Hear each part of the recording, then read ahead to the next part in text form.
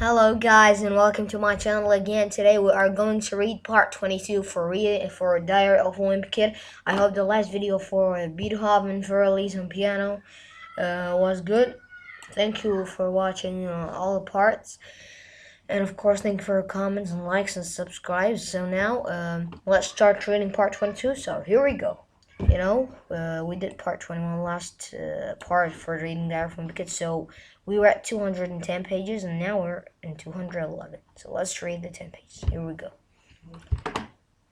He barked at us for about 5 minutes for not standing still and blocking the ball. But I figure if I have to choose between getting yelled by Mr. Keith or getting my nose broken by a soccer ball, give me the yelling every time.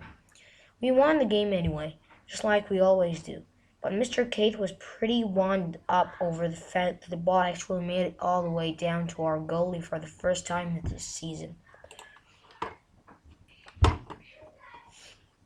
After soccer, Dad drove me home. We skipped the post-game McDonald's celebration, so we ended up getting home earlier than usual.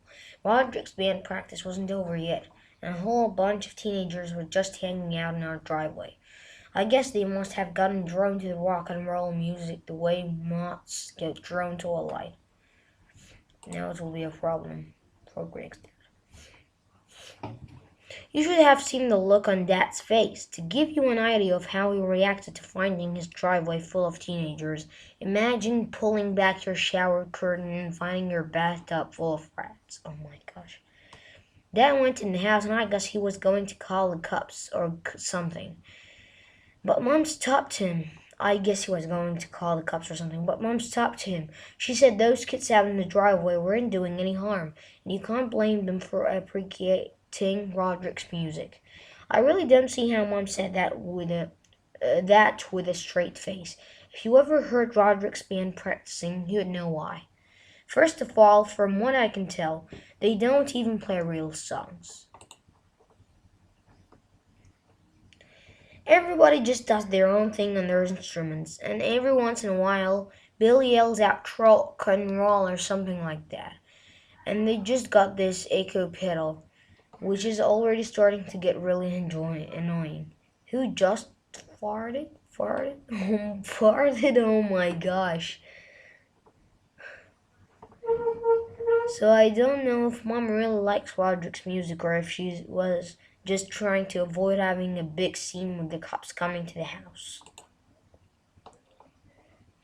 All I know that is that Dad couldn't relax until the last teenager was out of his driveway, which was 45 minutes or so after band practice ended. I figure Dad's going to try to put a stop to all this, but I don't know how he can do it without crossing Mom. Let's see what will happen. Sunday, 24th October. While Manny was watching Sesame Street for the millionth time today, I realized I have got to get my own television set. Agoo? What is this word? That thing Bryce Anderson did with the outdoor restaurant really got me thinking. If he can milk people in the neighborhood for a couple $100, why can't I? Can't I? So I had a brilliant idea. What about a haunted house? Timing is perfect because Halloween is exactly 1 week away. Yes, it's true. It's a great chance for them. Rowley thought it was a pretty good idea, too, so he asked his dad if we could set one up in his basement. Rowley's dad said it was okay as long as we're done and cleaned up by 5 o'clock today. So we spent most of the day coming up with an awesome plan. Hall of Screams, Lake of Blood entrance, Then Hall of Screams here, Lake of Blood, bottomless pit. Oh man. Rat tunnel, get real rats. Real rats. There's a maze of 1,000 skulls. Knife alley. And all. Death slide, acid puddle, exit. They'll not do it well. I know this. I just read this too. Read this one. Before we actually got started setting up the haunted house, we made a flyer and posted it all over the neighborhood. Haunted house with live sharks. 3 o'clock today only. 30th Street. Admission 50 cents. We may have oversold it a little bit with the shark thing, but I figured since this was one day only, we needed to do something extra to get people in the door. By the time we put all the flyers up and got back to Rowley's basement, it was already 2 o'clock. There wasn't enough time to follow our original plan, so we had to cut some corners. When 3 o'clock rolled around, we looked outside of Rowley's sliding glass window, and believe it or not, there were a whole bunch of neighborhood kids waiting in line. The original price on the flyers said 50 cents, but now that I saw how many kids there were, I switched the price to well, $1.50 and just told the kids there was a typo. That's that's very. It was just some money. Let's see now. I figured I made us 20 extra bucks with that move alone. The first kid through the door was Shane Smedley.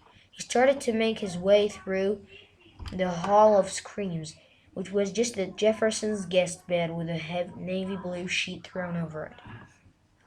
Rah, wah, squeal. Everything was going according to plan until Shan just sort of shut down directly under the center of the bed and started sucking his thumb and whimpering.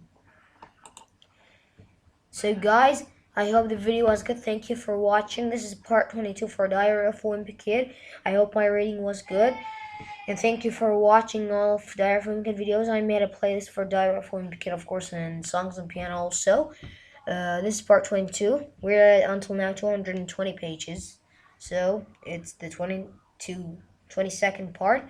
And I hope it was great. And thank you for watching. And if the video was good, don't forget to click the like button and subscribe. Goodbye and see you in part 23. Goodbye.